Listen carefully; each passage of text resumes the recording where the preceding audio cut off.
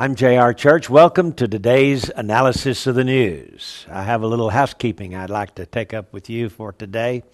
I just came from the doctor's office, and he gave me the results of a PET scan that was done on December 30th, 6 months after my surgery for cancer.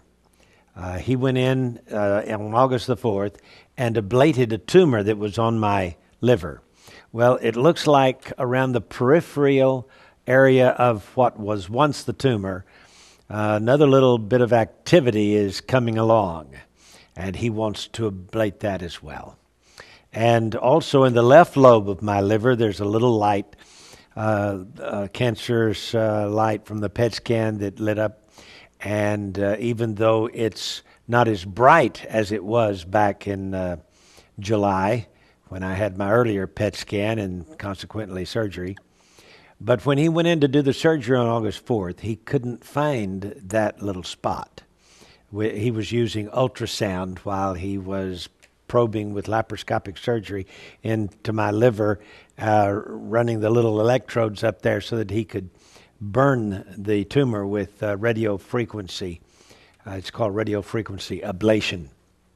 Well, he wants me to have another CAT scan this Friday, and it'll be a very particular CAT scan that will be basically of the liver area, and it will be very exact. I'm supposed to drink some stuff Thursday night and again Friday morning, and then that should be able to see these two tumors that are growing in my one in the left lobe, one in the right lobe of my liver. And he's going to get with another doctor who can perform a radio frequency ablation on those two spots while I'm in a CAT scan. In other words, he says that while I'm in the CAT scan, he can see it, know where to put the probe, the instruments, and it'll be a little bit of a different type of surgical procedure than the surgeon did on August the 4th. In fact, though they'll put me to sleep because of the discomfort, I probably won't even have to stay in the hospital overnight. I'll probably be able to go back home that same day. He sounded like it was a piece of cake.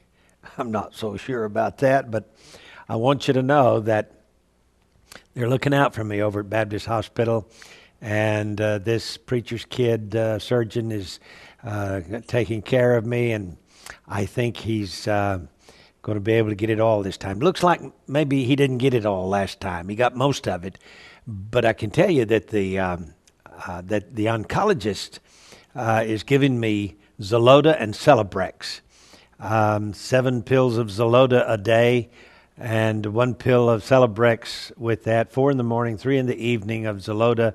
And when I take the morning pills, I take 1 Celebrex pill a day. 1 week on, 1 week off, then 1 week on, 1 week off. And that is causing what we saw in the PET scan today not to be as bright as it was in July in that PET scan. In other words, the tumor is not as active. It's not growing. I think the Xeloda and Celebrex is doing a good job on it. That's what I think. And Lord willing, he'll be able to go in and completely burn all that and leave me with a good liver, both in the left lobe and right lobe of the liver, after, I don't know when, probably sometime next week we'll do that. This Friday morning, we'll take the CAT scan, and he called it some kind of fancy word, CAT scan, not a normal CAT scan, but one that will cause the liver to show up all of the tumor area clearly so that they'll be able to find their way in to ablate what's left. Now, what they did on August the 4th was a pretty good-sized tumor. This one is just a little peripheral stuff around the edges of that tumor, and then another little tumor that was so small in August he couldn't find it and thought maybe it was just an anomaly. Well, it turned out it is a tumor, and we are going to have to take care of it. So, prayer alert, be praying for me. As you can tell, by the way, I've gained about 35 pounds.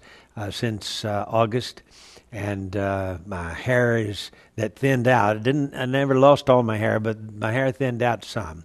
But it's looking really good, nice and thick, and I like it, and I'm feeling good, and I